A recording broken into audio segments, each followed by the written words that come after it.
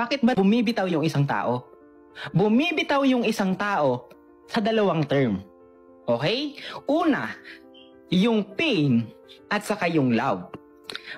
Pag ikaw, kahit sinasaktan ka pa, at ngayon bumabalik at tinatanggap mo siya, ibig sabihin mas mataas pa yung pagmamahal mo sa kanya. Pero darating yung panahon na ginagawa kang tanga, yung tipo bang ayo walang nagbabago. Kasi ito yung tandaan ninyo. Laging sinasabi sa vlog ko, walang silbi ang sorry kung walang pagbabago. Pero kailangan nilang patunayan kahit papano na nagbabago sila. At tandaan ninyo, pagdating sa pagbibigay ng chance, naiintindihan ko kayo. Kasi willing naman tayong magpaka. Alam nyo na kapag nagmamahal tayo.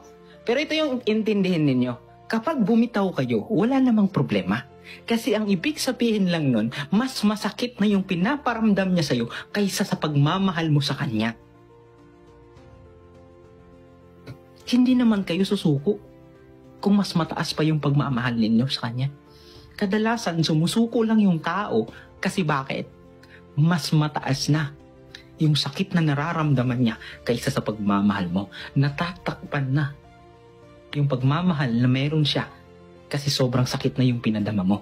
Kaya kung hihingi kayo ng sorry sa taong mahal ninyo, please magbago kayo. Kasi walang silbi ang sorry kung walang pagbabago.